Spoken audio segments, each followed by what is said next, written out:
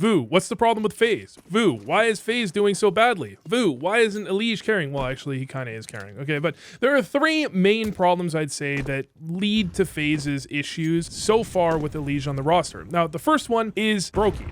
We just have to be honest, because most of the team, I feel like, played relatively well at Cluj. They went 3-0 in the groups. They lost to Astralis, and Brokey, I believe, was their lowest rated player. He just struggled. He's not the most consistent player overall. He didn't have a great event, and if he doesn't have a good event, they're going to struggle in general. The level of CS right now, I think, it's hard to deal with. The second one is that Elige still feels like he's playing like it's complexity. He still feels like he feels like he's forcing too many engagements, especially on CT side. He's taking gunfights that it feels like he doesn't really need to be taking, and that's just going to take some time, and I think eventually Kerrigan will get him slotted in more effectively. The third one, I think, is their actual real issue. Faze just suck on anti-ecos in general, but they also are quite poor at getting opening kills on CT side. This seems like a small thing, but this does come down to Brokey having a couple of bad months, I think, because Faze aren't above 50-50 in getting the opening kill on either side. That doesn't seem like a huge deal, but when you go down 4v5, even good teams at winning 4v5s, like Faze might be at like 25% or something 4v5 win rate. You just can't get away with that, and most teams on CT side get more like 60%. So they just generally are putting themselves at a huge disadvantage, and this is most obvious on their anti-force buys, on their second round buys, because in this series against Astralis, they actually, I believe they won more gun rounds than Astralis did. However, they lost 5 of 6 pistols, and the one pistol they did win, they immediately lost second round. They routinely lose these second round plays, and the way they lose it more often than not appears to be that they go down 4v5 without a trade, and then they lose most of the time if they go down 4v5 to begin with. But not only that, on their own force buys, I feel like they don't do a great job of getting a ton of kills either. I like this idea. So this is the Furia buy, by the way. Brokey's the only one without an MP9, and he's the one that makes first contact. I can understand why that happens. However, it feels like he could have just thrown that smoke and then had Elige flash him through potentially, because the whole point of the setup they had on balcony was a bait and switch anyways. So it would have seemed like it was rain or whatever, and then maybe he could have changed, but maybe they don't want to even give any information away. Still, Brokey ends up dying. They end up getting a couple of kills, but the reason they needed to go for that Furia buy is because in the previous round where they had a few upgraded pistols, it was meant to be a save and then buy into the third round. Even when you have a few, not a full force buy, you still really need to be getting at least a couple of kills to prevent the full bonus round coming out of the other side. And if they can't do that, I think going for the Furia buy is a really good idea. But I think you're really seeing teams that can't get kills on these type of low buys or even ecos with a couple of upgraded pistols. They're really getting punished for that, because I've seen quite a few teams recently that win more gun rounds in a series but lose the series because they do so poorly on ecos and anti-ecos. But when I was saying I think Astralis did a good job in this series, one of the things Astralis does, they really like doing these 4-1s, and I think Yabi is a really effective A-lurker on these 4-1s. Inferno is probably going to remain one of their better maps. Now, the question I have is if teams can start to figure this out and how they're going to counter that, how they're going to deal with if teams have a good idea of the way they like to play this. But in general, I think they did a very good job of this, especially tailoring the way they went for these rounds to their opponent with the timings. And this is kind of like EG 2019 or just Stanislaw I've seen even in his current team.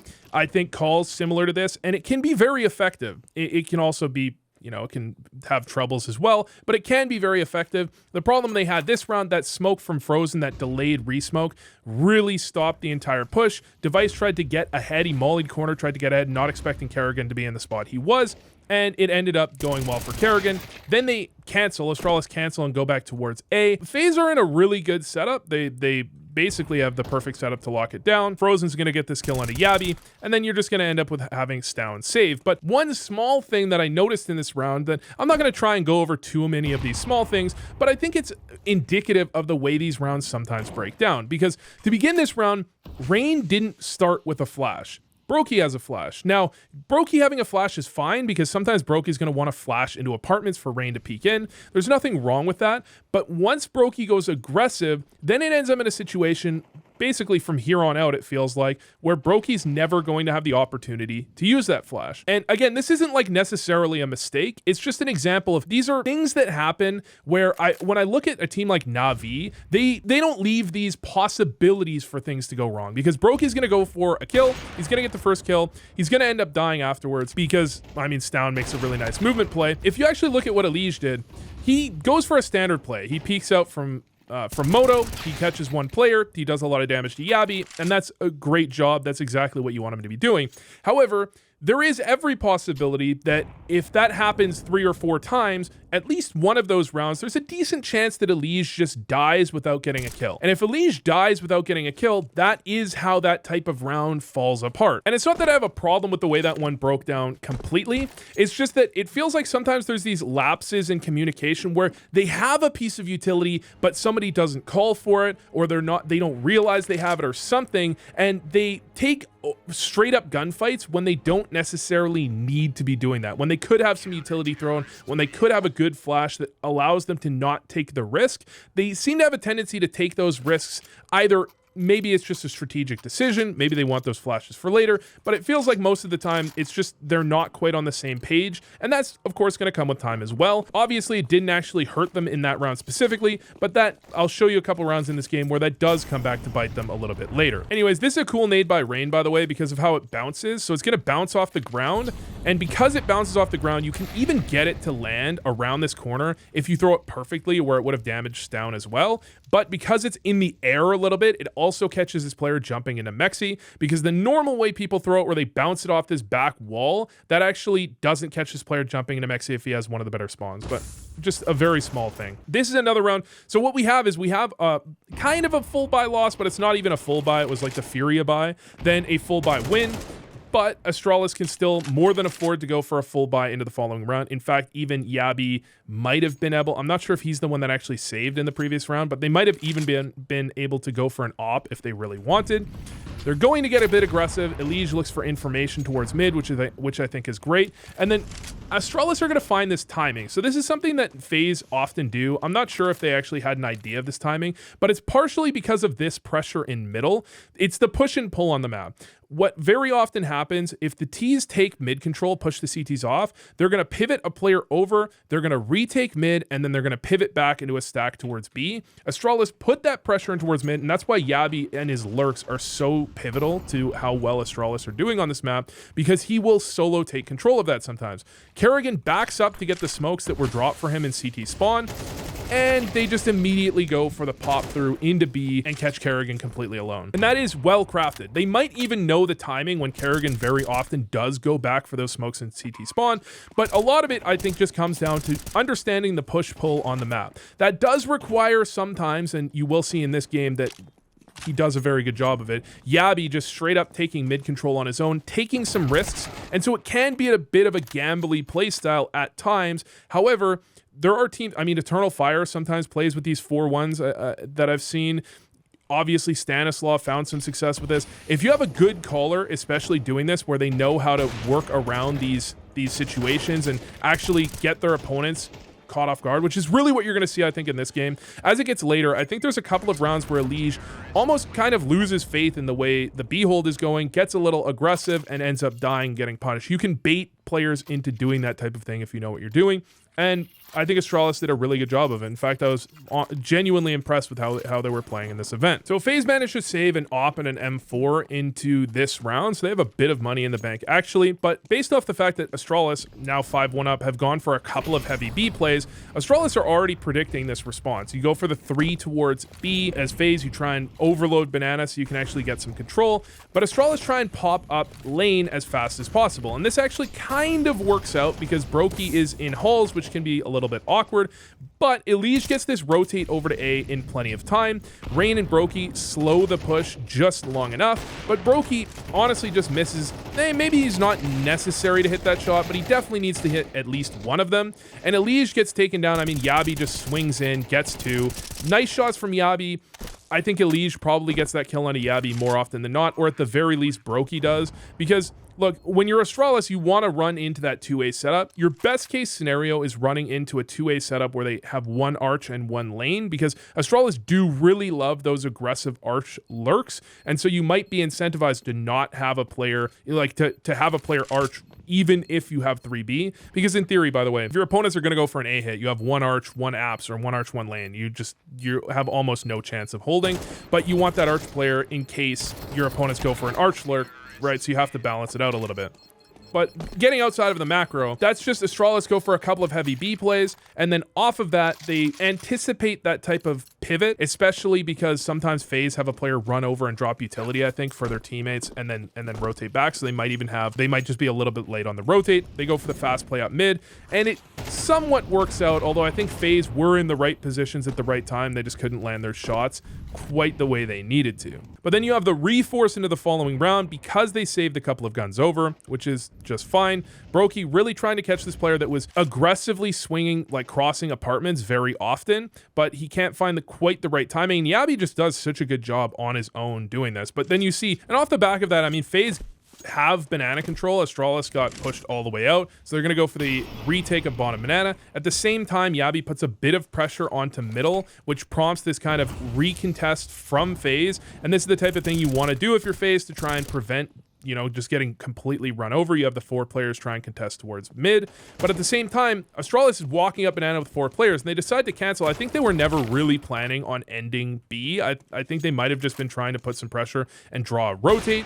It actually works out relatively effectively, but what doesn't work out is that Brokey's just going to peek into them and get 2 kills, and then Rain finds this timing to take down Stair, and the round is pretty much over at that point. They're not really going to dwell on this round, but this is one of the calls that I just thought was a little bit odd, is just Astralis just go for a straight up B rush here, and if your protocols are down, I feel like you're supposed to be able to hold these B rushes pretty effectively, especially when that CT smoke lands. The CT smoke landed, and as soon as you see that CT smoke land through T spawn, you're just going to throw your counter utility, and Astralis just feel like they got kind of lost in the middle of this, lost in the sauce a little bit, and this is really trying to catch teams that are, I feel like, making us genuinely just a straight up mistake. Like, they have to do some sort of error to get caught by that play in my eyes. Maybe you're expecting them to be over contesting top banana with just 2 players, but it just didn't work out even close. They just got 5 for 0'd, and then they end up in this kind of awkward bye where they have 2 Tech 9s and 3 AKs, and if they lose this round, this is mainly the reason I don't like some of the calls from Cadian, is it just sets them up for this situation where if they're gambling that play is going to work, and then they lose it, and then they're in this situation where they lose this round and it's going to be a tie game, right? It feels like they leave these opportunities for their opponents to come back into the game a little too often for my liking. So this is one of the rounds that felt a bit disconnected to me, and I'll explain why as well as I can, because Astralis go for mid control here. You have the double up with Brokey and Elige. The smoke lands towards long and they double molly. Obviously, you generally only want 1 molly. It's honestly not really that important. Brokey rotates back around a site and he blocks the short play.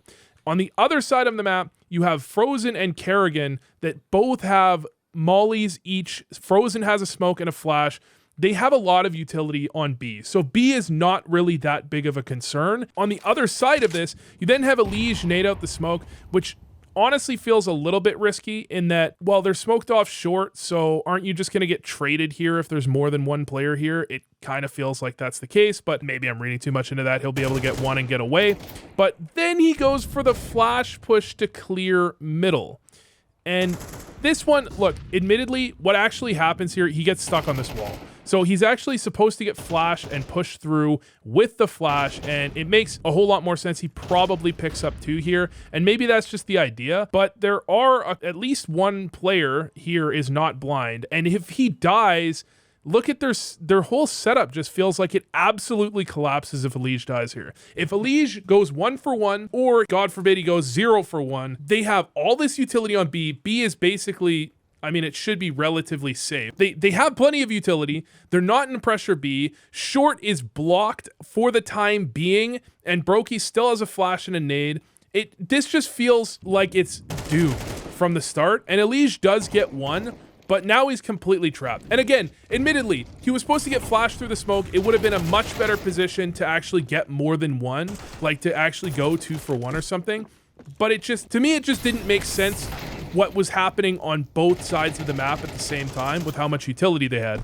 And then one of the things is with Rain being on balcony, I feel like this is where you play if you want to get aggressive back into short into the mid round and take mid with Elige. So maybe that was kind of the plan, but then they abort that. Or maybe they have, honestly, it's possibly have some read that this is, you know, like an apartments pop or something coming out of Astralis, and so Elige wants to take down that player that's throwing utility. I'm not really sure about the case, like the reality of that. It just felt a little bit odd to me, and that's what I'm looking at this round and the next one when I say Faze is oftentimes kind of disconnected on their CT side. But a good example of what I expect as a more standard play is what happens in this round. So Astralis are going to go for top banana control. You have Frozen that immediately responds by going for the retake of top banana with his utility set, which is really effective. And then on the other side of the map, you're gonna have Brokey and Rain together with Elige try and retake top middle. So as this smoke is going down, Elige tosses a molly to push players out from behind it. You have Brokey and Rain pivot to getting aggressive on short. Elige just doesn't clear this corner. I think it's as simple as that, but that's the type of play I more expect, like a collapse on middle in that way to try and catch Astralis, catch their players. But this is why I talked about Yabi. I mean, Yabi gets the kill on Elige. Not only that, but he actually pivots and gets the second kill on Kerrigan as well. So even though FaZe get the information that it's a B hit, it doesn't really matter when Yabi just kills your whole damn team. And then at the end of the half, I mean, you're 8-3 down on CT side Inferno. I think Inferno now is a T-sided map, which is, I mean, it's fair enough to be behind, but you're really not looking to be 8-3 down in this type of situation. And Astralis have a pretty decent idea of a play that's going to work out for them here. They go for a pretty quick timing to walk aggressively through halls. Like, the fastest you can get to the end of long haul, I think, is about 130 if you walk the whole way. So being, you know, 127 or whatever is faster than a lot of players are expecting. See a lot of teams fall back off of mid around 120, so if you can beat that time, I think you have a good chance of catching them. Brokey doesn't hit that shot. Of course, he's blind. The second shot isn't easy, but this is what they're trying to do. I mean, they went for that B play after B play after B play, and then you try and catch it where FaZe is going for bottom banana control, and you catch them with only 2 players towards A. You pinch them, even though they're both, I mean, they're on the right side of site. It's very hard to multi-frag in that type of situation. And I mean, when we look at it, both rounds where Astralis hit into the bomb site and FaZe only had 2 players there initially, the one time I think they delayed long enough. This time around, they got collapsed on. Rain got a double kill, but it's a very awkward situation when your opponents are coming up mid and out apartments at the same time. Obviously, statistically, Elige did really well in that half, and I don't think he really did any huge mistakes. It just feels like at times he's getting maybe a little bit antsy to get aggressive when he doesn't necessarily need to. There are other games that are probably better examples of that. The game against Eternal Fire on Nuke is probably the most obvious one, but here's what I was talking about earlier. FaZe are going to lose their 1 pistol round win of the series. 9-4. I understand how Rain ends up dying here. It's a force out of Astralis. Rain goes into apartments. Usually, I mean, if you're playing pugs, the general rule is to just stay out of apartments. And for the most part, that's a good idea. I think most teams follow that at all levels. However, if you're never in apartments, you're opening yourself up to some problems with anti-stratting. So he does have to be in there sometimes. It just doesn't work out this time. It's not the end of the world. None of the plays, obviously, look, it's FaZe. It's a professional team. None of the plays they make are likely to be obviously awful plays, but it's one of those things where they get caught so often that at some point you have to say something's not working here. One of the things that felt like it might be the problem with FaZe is that they feel like they have kind of sequential rounds on anti-eco. Like, they go for banana control, they get top banana control, they draw that smoke out of the CTs, and then afterwards, then they go for mid control, and then afterwards they decide where to go. It's kind of like how rounds used to play out in like 2018, 2019, the classic take banana, then take mid, then find a place to end. At times it felt like their opponents might be kind of reading into that and getting an idea of where they're going. And you can see in this round, Astralis do actually end up moving back into a 3A stack, but the problem is that teams do this regardless, right? So there's no real guarantee in any way that they have any real read on what FaZe is doing. But because Faze have 4 players only, well, you can't really probe very effectively with 4 players. You can have that kind of sacrificial player that gets information if you have a 5v5 or even hopefully a 5v4. But in a case like this, to some extent, of course, it's never nice when your apartments player ends up being the guy with all of the utility, right? We only have 1 flash from the lane players coming out of Brokey. He tosses the flash. Players are unblind by the time that the actual contact happens, and it almost just feels like Faze are kind of trying to pug in. That's kind of the reality sometimes in these types of situations as well. You have to kind of accept that there's no perfect way to entry into a site, and either you throw the right flash for the positions your opponents are actually holding, which is a bit of a gamble, or you don't. But it just feels like Faze kind of walk into those situations a little more often than they reasonably should. And I think there is also a reason that Elige in his interview after the series said, you know, in the whole playoffs, we just kind of, I think Elige was saying we just didn't feel right. There felt like something was off, right? And that seems to be kind of how it felt for the majority of the playoffs to me as well. But now Faze go for the force back. Spoiler, they lost it, and they lost the following round, so they don't really get that much of a chance in this second half, right? They're immediately down 12-4, and that's just not gonna work. I mean, I looked at the stats actually recently. Winning both pistols doesn't actually increase your chance of winning the game almost at all in this year. Just specifically, I looked at LAN games from this year, which is basically 3 or 4 events. Winning both pistols gives you a 55% chance of winning the game. But winning both pistols and second round gives you a 70% chance of winning the game, or like 67% chance or something like that. It's the second round that really matters, and I can forgive that Faze, they're not particularly good on pistol rounds. I think they've always been relative to the skill on their team. I don't think Kerrigan teams have generally been all that good on pistols almost any time I've ever looked, but they're not abysmal. They're not like, they just don't win as much as I feel like a team, like most teams around their skill level usually do. But it's the second rounds where things really need to be fixed. That they can't be winning pistol and then losing second round nearly as often as they do.